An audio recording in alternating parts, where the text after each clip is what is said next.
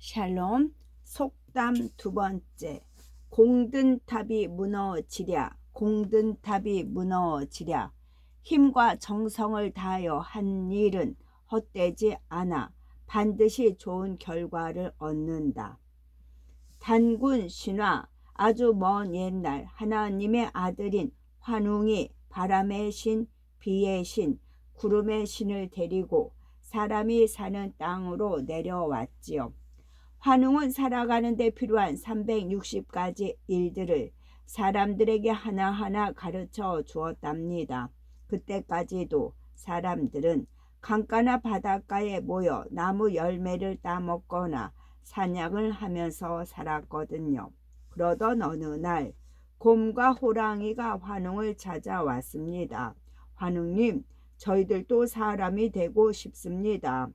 제발 사람이 되게 도와주세요. 환웅은 잠시 고민을 한 뒤 말하였어요. 좋다.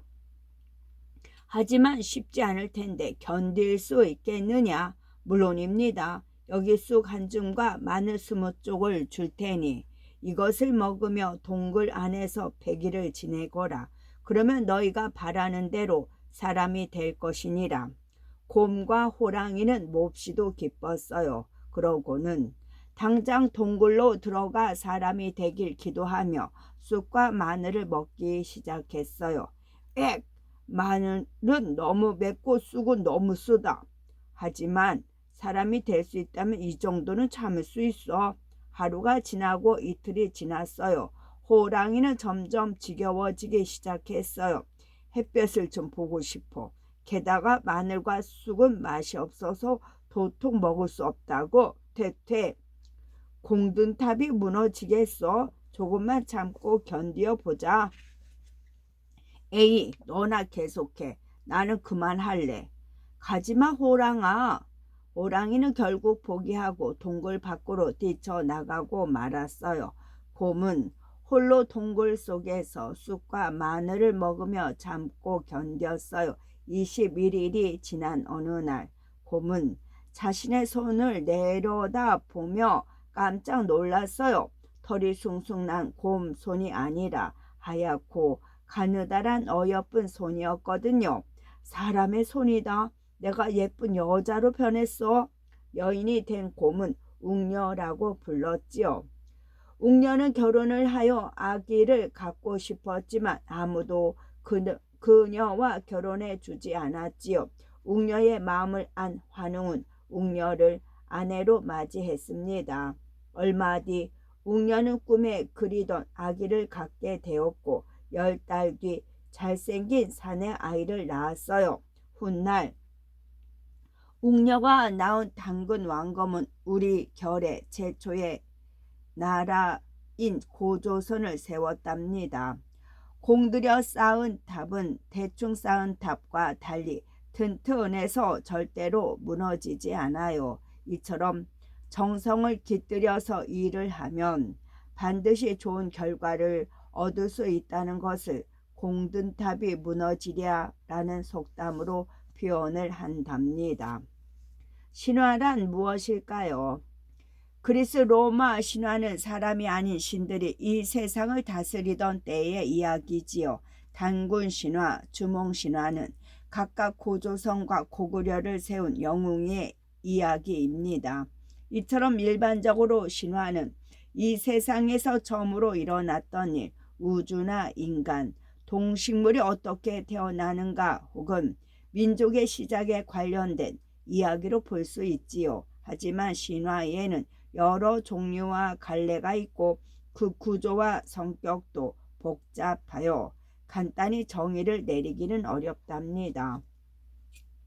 우리나라의 대표적인 건국 신화를 보면 단군 신화, 하늘의 왕인 환인의 아들 환웅과 마늘과 쑥을 먹고 곰에서 인간으로 변한 웅녀 사이의 아들 단군 왕검이 아사달의 도움을 정하고 최초의 국가인 고조선을 세웠다는 건국신화고, 주몽신화는 천재 헤모스와 하백의 딸 유화 사이에서 태어난 주몽이 고구려를 세웠다는 건국신화고, 혁거세 신화는 알에서 태어나 천년의 역사를 이룬 신라를 세운 박혁 거세의 건국신화이고, 김수로왕 신화는 금관 가야의 시조이자 김의 김씨의 시조인 수로왕에 대한 건국신화입니다.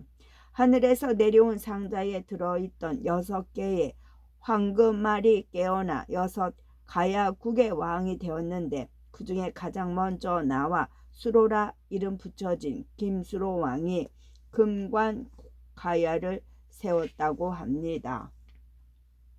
9번째, 구슬이 서말이라도 깨어야 보배다. 구슬이 서말이라도 깨어야 보배다. 아무리 훌륭하고 좋은 것이라도 다듬고 정리하여 쓸모있게 만들어 놓아야 값어치가 있다. 요술사과, 탈무드 요술사과. 공주가 큰 병에 걸렸어요. 왕은 세상에 이름난 의사란 의사는 다 불러들였지만 모두 고개를 절레절레 흔들며 궁전을 떠났답니다. 왕은 발만 동동 구르다 곳곳에 방을 붙이기로 했어요. 공주의 병을 고치는 사람은 나의 사위로 삼고 이 나라와 왕의 자리를 물려주리라. 한편 외딴 산골에 보물 하나씩을 가진 3형제가 살고 있었지요. 첫째는 아무리 먼 곳이라도 다 내다볼 수 있는 요술 망원경을, 둘째는 어디든 눈 깜짝할 사이에 갈 수 있는 요술 양탄자를, 셋째는 그 어떤 병이라도 다 고칠 수 있는 요술 사과를 가지고 있었지요. 구슬이 서말이라도 깨어야 보배라고 했거늘 우리가 아무리 좋은 보물을 가지고 있다 한들 쓸모가 없으니 다 무슨 소용이 있겠어. 아닙니다, 형님들. 이 보물들이 필요한 날이 꼭 있을 거예요. 그러던 어느 날 첫째가 뛰어 들어오며 말했어요.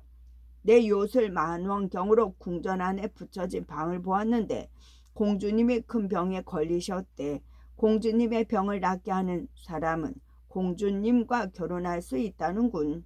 드디어 기회를 만났군. 내 양찬다를 타고 당장 궁전으로 가자고. 3형제는 눈 깜짝할 사이에 궁전에 도착했어요.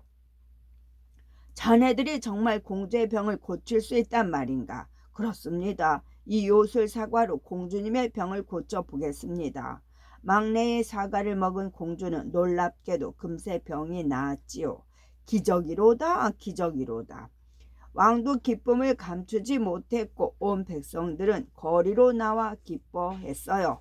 하지만 신하들은 큰 고민에 빠졌죠. 대체 누구를 사위로 삼고 왕의 자리를 물려준단 말인가? 오랜 고민 끝에 왕은 드디어 결정을 내렸어요. 막내를 사위로 삼겠노라. 아니, 그 이유가 무엇입니까? 첫째의 만원경과 둘째의 양탄자는 아직 그대로 남아있다. 하지만 막내의 사과만은 공주의 병을 낫게 하는데 모두 쓰였지. 그러니 막내만이 공주를 위해 자기가 가지고 있던 모든 것을 내준 셈이 아닌가. 그러자 모두들 고개를 끄덕였답니다. 막내는 공주와 결혼을 해서 나라를 물려받았고 첫째와 둘째도 궁궐에서 평생을 행복하게 살았답니다. 말은 곡식 양을 표시하는 단위로 약 18리터 정도입니다.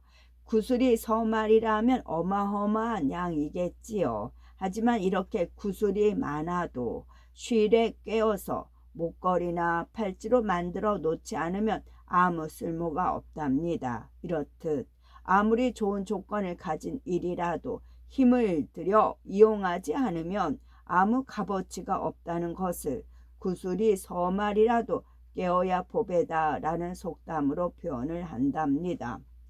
부뚜막에 소금도 집어넣어야 짜다와 같은 뜻이지요. 아무리 가까이 있는 소금도 넣지 않으면 음식이 짠맛이 날 리 없다는 뜻입니다. 지혜의 바다라 불리는 탈무드. 탈무드는 기원전 500년에서 기원 후 500년까지 유대인들의 입에서 입으로 전해지던 이야기들을 10년이라는 시간 동안 2000명의 학자들이 책으로 엮은 것입니다. 10년이라는 긴 시간이 필요할 정도로 탈무드는 그 내용이 무척이나 많아서 권수로는 20권, 페이지 수로는 12,000페이지에 달하지요. 탈무드는 내용도 많고 담겨있는 의미도 깊어서 아무리 똑똑한 사람이라도 완벽하게 이해하기 힘들다고 합니다. 철학, 종교, 문학, 속담, 의학, 천문학, 심리학 등 모든 분야의 지혜가 담겨있기 때문이지요. 그래서 유대인들은 그 속에 무엇이 있는지 다 알 수조차 없다는 의미로 탈무드를 지혜의 바다라고 부릅니다. 탈무드를 만들어낸 유대인의 지혜는 유대인의 인구는 1600만 정도로 전 세계 인구의 0.2%에 불과합니다. 하지만 역대 노벨상 수상자들 중에서 30% 이상이 유대인 정도로 유대인은 머리가 좋기로 이름나 있지요. 발병왕 에디슨, 지구가 돈다는 지동설을 주장한 갈릴레이, 마이크로소프트사를 세운 빌 게이트도 유대인이랍니다. 유대인은 고대 이집트와 로마에 의해 나라를 잃은 뒤 세계 각지로 흩어져 살아야 했고 제2차 대전 때에는 히틀러와 나치에 의해 600만 명이 억울한 죽음을 당하기도 했습니다. 그럼에도 불구하고 유대인들은 결코 쓰러지지 않았지요. 탈무드 속 가르침이 자리 잡고 있었기 때문에 강한 정신력과 자부심으로 다시 자신들의 땅으로 돌아갔지요. 10번째, 그림의 떡이다. 그림의 떡이다. 보기만 하여도 먹을 수도 없고 가질 수도 없어 실제 아무 소용이 없는 경우를 말하지요. 탈무드의 천장 위에 과일 바구니가 있습니다. 두 친구가 여행을 하고 있었어요. 오랜 여행으로 둘은 몹시 지쳤고 배도 고팠지요.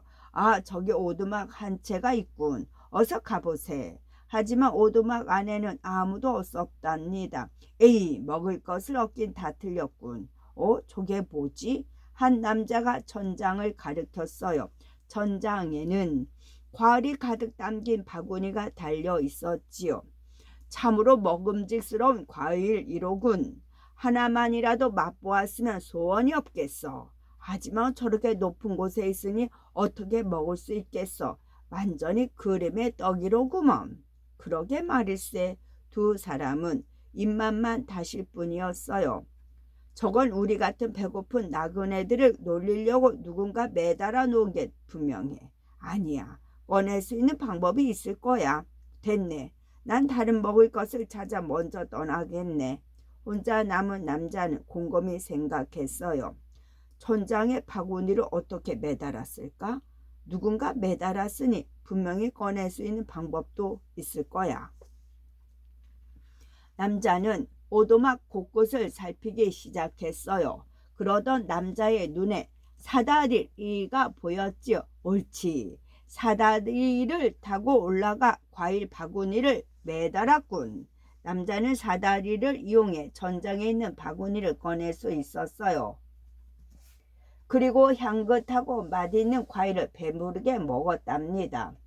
텔레비전 속에 나오는 맛있는 음식이나 아무리 진짜처럼 먹음직스럽게 그려놓은 떡이라 해도 내가 당장 집어 먹을 수는 없지요. 이렇듯 볼 수는 있어도 먹을 수도 없고 가질 수도 없어 아무 소용이 없는 경우를 그림의 떡으로 표현을 한답니다. 비슷한 한 사자성어에는 화풍지병이 있지요. 이솝우와 여호와 신포도. 여우는 배가 몹시 고팠어요. 어제 저녁부터 아무것도 먹질 못했거든요. 마침 멀리 포도밭이 보이자 여우는 마지막 힘을 짜내어 달려갔어요. 이야, 정말로 맛있겠다. 한 송이만 먹어도 배부르겠는걸. 여우는 포도 넝쿨 위에 매달려 있는 포도를 향해 손을 높이 뻗었어요. 영차, 영차. 하지만 아무리 손을 뻗어도 포도는 도무지 잡히질 않았어요. 펄쩍. 마지막으로 힘을 모아 뛰어보았지만 헛수고였지요. 완전히 지친 여우는 그만 포기하기로 했어요. 저 포도는 그림의 떡이로구먼.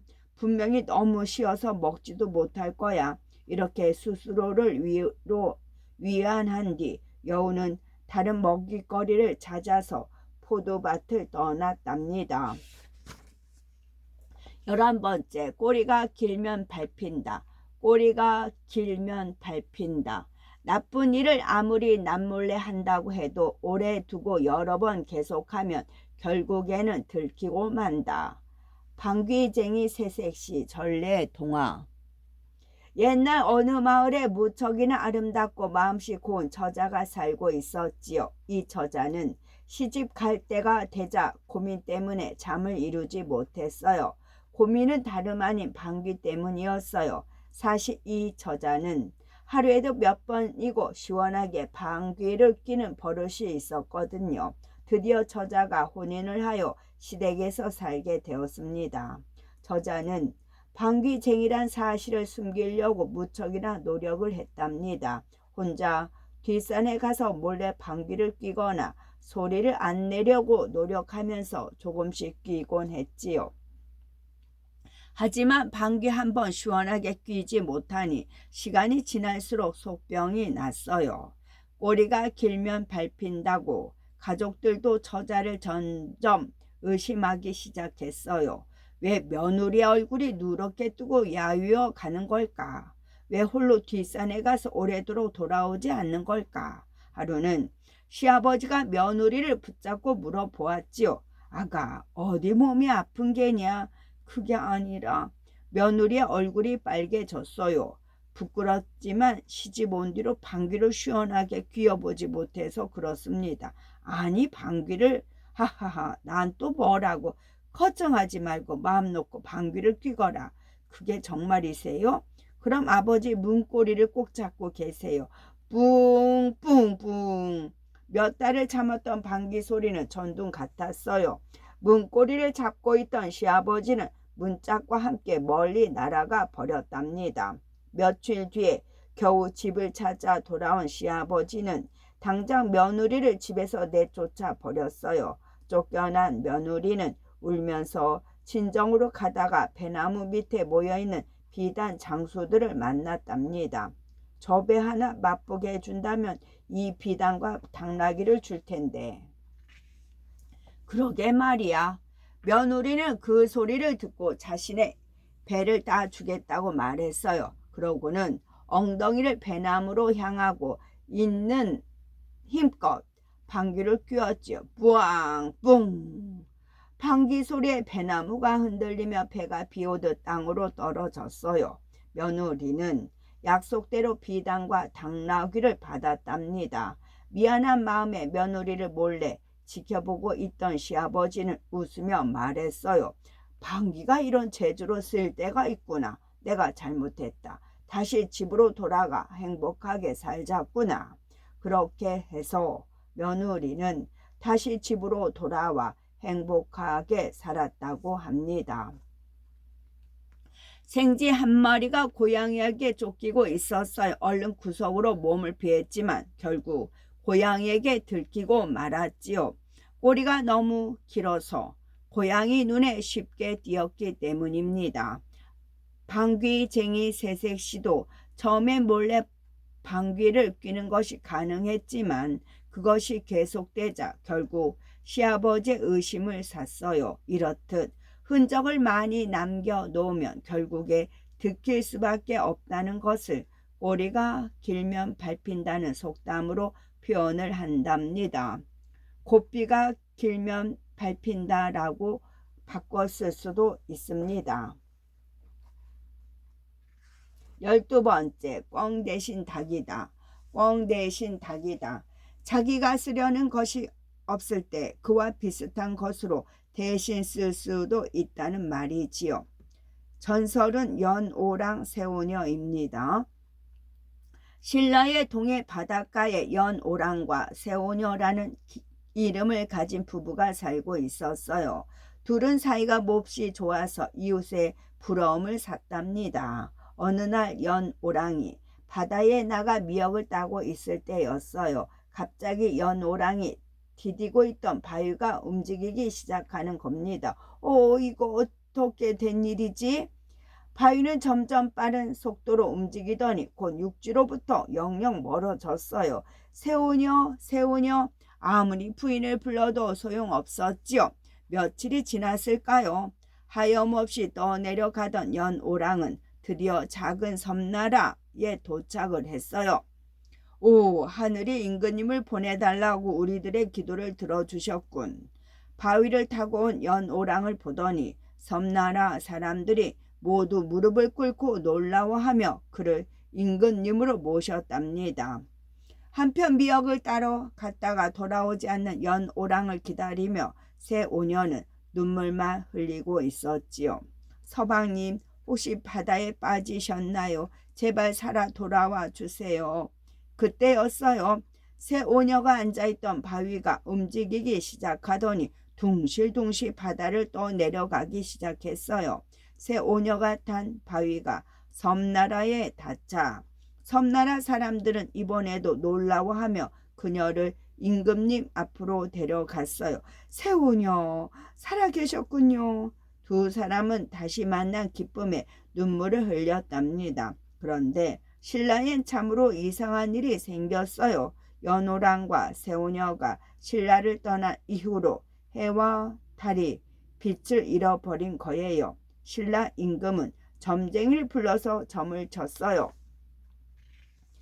이것은 모두 신라에서 해와 달의 역할을 하던 연오랑과 새오녀가 섬나라로 갔기 때문이옵니다. 뭐시라? 그렇다면 그분들을 당장 신라에 모셔오도록 하라. 신라에서 신하들이 서둘러 섬나라로 건너왔어요. 하지만 연오랑과 새오녀는 섬나라를 다스려야 하기 때문에 다시 돌아갈 수 없었지요. 이를 어쩌지요? 그러게 말이요. 두 사람은 고민 끝에 새오녀가 정성 들여 짠 비단을 신하들에게 주었지요. 우리는 갈 수 없으니 꽝 대신 닭이라고 대신 이 비단을 가지고 가서 하늘의 정성껏 제사를 지내시오. 그럼 해와 달이 다시 빛을 낼 것이오. 연오랑의 말은 사실이었어요. 해와 달은 다시 환하게 빛을 내기 시작했고 연오랑과 새오녀도 슬기롭게 나라를 잘 다스리며 행복하게 살았답니다. 꿩고기는 조선시대의 최고의 요리 재료였지만 먹고 싶어도 쉽게 구해 먹을 수 없을 만큼 귀했답니다. 그래서 꿩 대신 꿩과 비슷하게 생긴 닭이라도 잡아서 잔치상에 올리곤 했지요. 이렇듯 당장에 써야 할 적당한 물건이 없을 때 그보다는 못하지만 그와 비슷한 것으로 대신한다는 것을 꿩 대신 닭이라고 말합니다. 연오랑과 새오녀. 연오랑과 새오녀는 신라시대의 설화입니다. 원래는 박일량의 수의전이라는 책에 실려 있었지만 현재는 전하지 않고 이후에 상국유사와 서거정이 쓴 필원 잡기에 실려 현재까지 전하고 있답니다. 해와 달이 빛을 잃었다가 다시 되살아난다는 내용을 담고 있는 이 설화는 1월 신화로도 분리되는데 한국과 일본이 교류를 나누었다는 흔적을 찾아볼 수 있는데 큰 의미가 있지요. 연오랑과 새오녀는 일본에서 철을 주조하는 법, 벼농사 짓는 법, 토기를 만들어 비단을 짜는 법 등의 기술을 가르쳐 주었고 이는 일본이 원시의 모습에서 문명으로 깨어나는데 큰 역할을 했다고 신화는 적고 있지요. 연오랑과 새오녀가 직접 신라로 건너오는 대신 전해준 비단은 임금님에 의해서 국부로 정해졌다고 합니다. 또한 비단으로 하늘의 제사 지낸 곳은 영일현이라고 적혀 있는데 현재의 포항 영일군 동해면이라고도 하네요. 13번째, 난 놓고 기억자도 모른다. 난 놓고 기억자도 모른다. 글자라고는 아무것도 모르는 몹시 무식한 사람을 두고 하는 말이지요. 전래동화 낯 놓고 기억자도 모르는 양반. 옛날 어느 마을에 낯 놓고 기억자도 모르는 양반이 살고 있었습니다. 양반이라면 어렸을 적부터 공부를 아주 많이 하는 거 아니냐고요? 사실 이 양반은 원래 장사꾼이었는데 돈을 아주 많이 벌게 되어 양반 자리를 돈을 주고 산 거랍니다. 양반이 된 이후엔 아무도 모르는 곳으로 이사를 와서 똑똑한 양반이 척하며 살고 있었던 거지요. 나으리 댁에 계십니까요? 그러던 어느 날 한 농부가 양반을 찾아왔어요. 양반은 우통을 벗고 낮잠을 늘어지게 자다가 깜짝 놀랐지요. 들킬세라 얼른 옷을 제대로 갖추어 입고 잔뜩 위험이 있는 표정으로 수염을 쓸며 방문을 열었지요. 그래 무슨 일이더냐. 예 나으리 다름이 아니오라 관아에서 편지가 왔는데 제가 낯 놓고 기억자도 모르는 까막눈이라 도무지 읽을 수가 있어야지요. 이 편지 좀 읽어주실 수 있으시지요? 편지라고? 양반의 가슴이 덜컹했어요. 양반이 글을 모른다는 것이 말이 안 되니까 까딱 잘못하다가는 가짜 양반이라는 사실을 들키게 생겼지요. 이를 어쩐다? 편지를 손에 받아든 양반의 이마에 식은땀이 줄줄 흘러내렸어요. 뭐 심각한 이야기가 씌어 있는 것은 아니겠지요. 농부는 이유도 모른 채 잔뜩 겁을 먹은 모양이에요. 그건 아니고 실은 내가 지금 뒷간에 가려던 길이었네. 아이고 머니나 저는 그런 것도 모르고 나으리를 붙잡아 두고 있었네요. 죄송해요. 그러니 이따 다시 오게. 아니고 뭐뇨. 전 여기서 기다릴 테니 편하게 다녀오셔요. 양반이 뒷간에 가겠다는데 어쩌나요? 농부는 그저 양반이 볼일을 시원하게 마치고 돌아오기를 기다리는 수밖에요. 한편 양반은 마렵지도 않은 똥을 누려고 뒷간에 쪼그리고 앉았어요. 저놈은 왜 안 가고 기다리겠다는 거야? 아유 이거 참 큰일 났다. 시간이 얼마나 흘렀을까요? 자네 갔나? 아닙니다요. 쪼그려 앉은 다리는 점점 더 감각이 없어지고 똥파리와 구더기가 자꾸만 양반의 엉덩이에 달라붙었어요. 게다가 뒷간 냄새는 또 얼마나 구린가요? 자네 아직 안 갔나? 걱정 마세요. 철석같이 기다리고 있으니까요. 아이고 내 팔자야 이를 어쩐다냐 어째. 결국 해가 져서 주변이 캄캄해지자 그제야 농부는 배가 고파 집으로 돌아갔답니다. 양반은 결국 다리에 쥐가 나서 뒷간에서 기어 나왔고 그날부터 글 공부를 아주 열심히 했다고 하네요. 낫을 벼나 풀을 벨 때 쓰는 기역자 모양의 농기구입니다. 낫은 낫 놓고 기역자도 모른다는 건 기역자 모양의 낫을 보고도 기억이 뭔지 모른다는 뜻이니 아는 게 하나도 없는 무식한 사람을 뜻하는 것이지요. 하지만 요즘엔 낫 놓고 기억자도 모르는 사람을 찾기란 쉽지 않아요. 학교에 입학하기 전부터 한글을 모두 익히니까요. 14번째, 달면 삼키고 쓰면 뱉는다. 달면 삼키고 쓰면 뱉는다. 옳고 그름이나 신의를 돌보지 않고 자기 이익만 꾀한다 라고 쓰지요. 탈무드에 가장 귀한 보물이 있습니다. 한 남자가 큰 잘못을 저질렀어요. 왕은 남자에게 당장 궁궐로 오라고 명령을 내렸지요. 이크 큰 벌을 받는 걸까? 무서워서 혼자는 도저히 못 가겠구나. 남자는 오들오들 떨었어요. 친구한테 함께 가달라고 부탁해 봐야지. 남자에겐 세상 무엇과도 바꿀 수 없는 소중한 두 친구가 있었답니다. 남자는 두 친구를 위해서라면 목숨도 바칠 수 있다고 생각했어요. 그래서 두 친구에게만은 돈과 보석을 아낌없이 선물했지요. 남자는 우선 조금 더 친하다고 생각되는 첫 번째 친구를 찾아갔어요. 자네가 이 밤에 웬일인가? 밝은 표정으로 맞아주는 친구에게 남자는 사정을 말했어요. 임금님이 당장 궁궐로 오라고 하신다네. 무서워서 혼자는 못 가겠으니 나와 함께 좀 가주게. 친구는 남자의 이야기를 듣자마자 고개를 절레절레 흔들었어요. 그건 좀 힘들겠는데 내가 이렇게 부탁함세 친구 좋다는 게 뭔가. 그러다 나까지 벌을 받으면 어떡하라고. 자네와 난 오늘부터 친구가 아니니 그렇게 알게나. 남자는 친구의 차가운 말에 실망했어요. 돈과 보석을 들고 찾아갔을 땐 그렇게도 친절했던 친구였는데 말이에요. 남자는 두 번째로 친한 친구를 찾아갔지요. 친구는 남자의 말이 끝나기도 전에 대문을 열고 이렇게 말했어요. 들키실래? 당장 내 집에서 나가주게. 자네가 어떻게 나에게 이럴 수가 있는가? 꽝! 그 친구는 남자의 등 뒤로 문을 세게 닫아 버렸답니다. 남자는 길바닥에 앉아 눈물을 흘렸어요. 달면 삼키고 쓰면 뱉는다더니 내가 어려워지자 친구들도 나를 떠나는구나. 그때 남자의 머릿속에 또 한 친구가 스쳐 지나갔어요. 그 친구는 가난했지만 성실했고 귀한 것이 생기면 꼭 남자에게 나눠주곤 했답니다. 똑똑. 친구 집 대문을 두들기는 남자의 손이 떨렸어요. 이윽고 문이 열렸고 친구가 걱정스러운 표정으로 뛰쳐나왔어요. 왜 이제 왔는가? 소식을 듣고 자네가 오기만을 기다리고 있었네.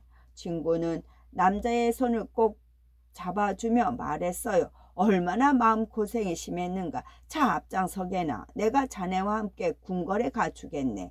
그게 정말인가? 고맙네, 고마워. 남자는 그제야 자신의 진짜 친구가 누구인지 알게 되었답니다.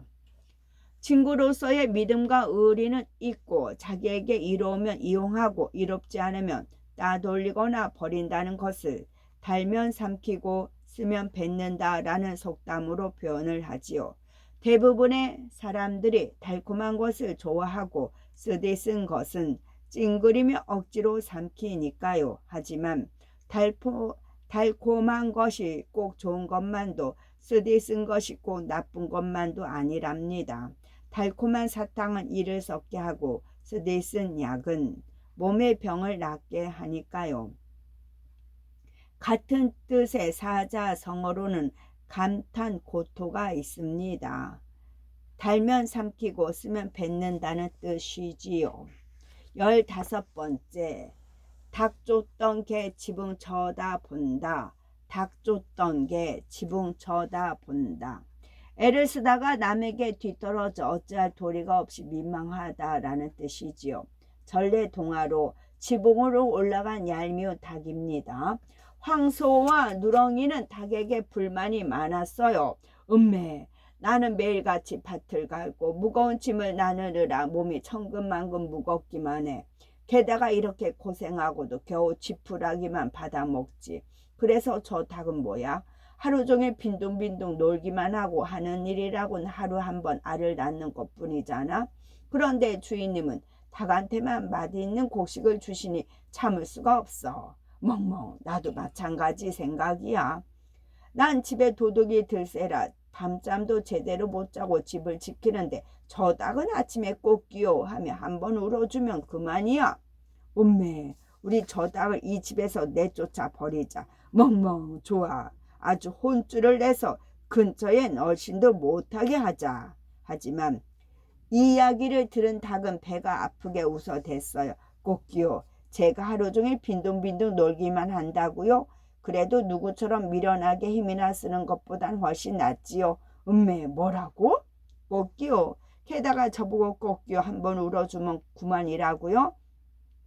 제가 제 시간에 울지 않는다면 아마 사람들은 아침이 온 줄 모르고 늦잠을 자고 말 거예요. 쓸데없이 지저대거나 하니까 이웃들이 다 싫어한다는 사실 모르세요? 비웃음을 들은 황소와 누렁이는 도저히 참을 수가 없었어요. 누렁이는 달려들어서 닭의 벼슬을 꽉 물어버렸지요. 어머나! 놀란 닭은 날개를 파닥거려 재빨리 지붕 위로 올라갔어요. 꼭기요, 황소님, 누렁이님, 그렇게 제가 미우시면 어디 지붕 위까지 올라와서 저를 괴롭혀 보시죠. 이제 아시겠어요? 날개가 있는 저는 당신들보다 훨씬 더 뛰어나다는 것을요. 황소와 누렁이는 몹시 분했지만 어쩔 도리가 없었어요. 그저 지붕만 올려다 볼 뿐이었지요. 이때부터 닭 쫓던 게 지붕 쳐다본다 하는 말이 생겼다고 합니다. 그리고 누렁이에게 물린 닭의 벼슬이 삐죽삐죽해졌답니다. 황소와 누렁이는 얄미운 닭을 혼쭐 내주고 싶었지만 결국 지붕만 올려다보고 있네요. 닭은 지붕 위로 날아 올라갈 수 있지만 황소나 누렁이는 아무리 애를 써도 지붕 위로 올라갈 수가 없으니까요. 이렇듯 하려고 애쓰던 일이 실패로 돌아가거나 애를 쓰다가 남에게 뒤떨어져 어찌할 도리가 없으니 민망할 때를 닭 쫓던 게 지붕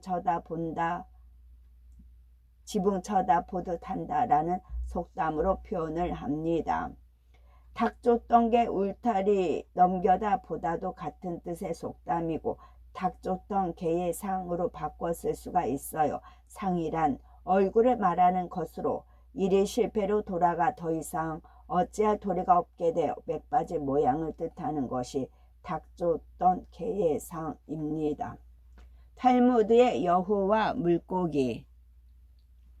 배가 고픈 여우 한 마리가 먹을 것을 찾아다니고 있었지요. 여우에게는 더 이상 걸을 힘도 남아있지 않았습니다. 더 이상은 못 참겠군. 물고기라도 잡아 먹어야겠어. 여우는 시냇가로 갔어요. 야, 통통하게 살이 오른 물고기들이 정말 많구나. 여우는 침을 꼭깍 삼켰지요. 그리고 물고기를 잡기는 쉽지 않았어요. 어떻게 하면 저 물고기들을 힘들이지 않고 쉽게 잡아먹을 수가 있을까? 그때 시냇가에 쳐놓은 그물을 발견한 여우는 좋은 생각이 떠올랐어요. 옳지, 그런 방법이 있구나. 나는 어쩜 이렇게 똑똑하지? 여우는 다급한 목소리로 물고기들을 향해 소리쳤지요. 물고기들아, 물고기들아, 저기 누군가 그물을 쳐놓았어. 그물에 걸리면 잡아먹히고 말 거야. 어서 그물을 피해 물 밖으로 나오렴. 여우의 말을 들은 물고기들이 콧 웃음을 치며 대답했어요. 그물은 조심히 헤엄치면 피할 수 있지만 몸 밖으로 나가면 어리석은 여우에게 꼼짝없이 잡히게 될 걸 우리가 모를 줄 알고? 얕은 꾀를 쓰려던 여우는 부끄러움으로 얼굴이 빨개졌답니다. 그리고 닭 쫓던 개 지붕 쳐다보는 것처럼 물고기들을 바라볼 수밖에 없었어요. 16번째, 도둑이 제발 저리다. 도둑이 제발 저리다. 지은 죄가 있으면 자연히 마음이 조마조마해진다. 탈무드에 다시 찾은 돈입니다. 한 장사꾼이 많은 돈을 벌었어요. 어떻게 하면 돈을 안전하게 보관할 수 있을까? 곰곰이 생각한 장사꾼은 깊은 숲속에 돈을 묻어두기로 했지요. 얼마 후 다시 숲속을 찾은 장사꾼은 깜짝 놀라고 말았어요. 에구머니나, 이를 어째? 내 돈이 몽땅 없어졌잖아. 분명히 땅속 깊은 곳에 아무도 모르게 묻어두었는데 그 돈이 감쪽같이 사라진 겁니다. 내 돈을 누군가 훔쳐간 것이 분명해. 이를 어쩌지? 하지만 아무리 둘러봐도 주변엔 오두막 한 채만 덩그러니 있을 뿐 아무것도 보이지 않았어요. 장사꾼은 오두막으로 갔어요. 오두막의 주인에게 혹시 이 땅을 파헤친 사람을 보았느냐고 묻기 위해서였죠. 똑똑. 누구슈? 주인이 펄컥 문을 열었어요. 제가 물건을 팔아 큰 돈을 벌었는데 그 돈의 절반을 이 근처에 잘 숨겨 놓았습니다. 난 모르는 일이오. 난 그런 돈을 본 적도 없단 말이오. 오두막 주인의 얼굴이 새파랗게 질렸어요. 손도 벌벌 떨었지요. 호라, 도둑이 제발 저린다더니 이 오두막 주인이 바로 내 돈을 훔쳐간 범인이로군. 장사꾼은 정신을 차리고 오두막 주인에게 시치미를 뚝 떼고 말했지요. 아니, 그런 게 아닙니다. 그 돈은 물론 제가 묻어둔 곳에 잘 묻혀 있겠지요. 제가 찾아온 것은 다름이 아니라 이번에도 장사로 돈을 많이 벌어서 나머지 돈들도 이 근처에 묻어두려고 하는데 어디에 묻는 것이 안전할까 묻기 위해서입니다. 이 근처 자리는 잘 알고 계시죠?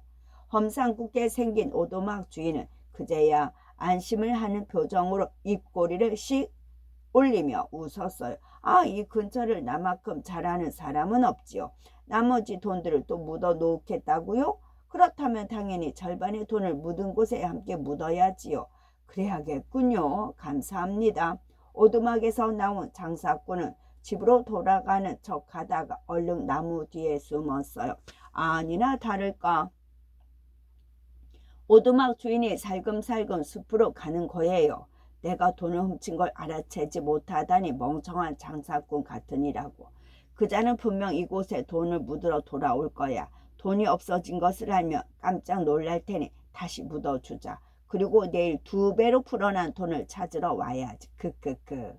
오두막 주인이 돈을 묻어두고 돌아가자 장사꾼은 다시 땅을 파서 자신의 돈을 되찾았습니다. 휴, 정말 다행이군. 다행이야. 장사꾼은 지혜로운 방법으로 자신의 돈을 되찾고는 뒤도 돌아보지 않고 숲을 떠났답니다. 오두막의 주인은 자신이 돈을 훔쳤다는 사실을 들킬까봐 얼굴이 새파랗게 질리고 손을 벌벌 떨었어요. 이렇듯 쥐은재가 드러날까 두려워서 마음 졸이는 것을 도둑이 제발 저린다 라는 속담으로 표현을 한답니다.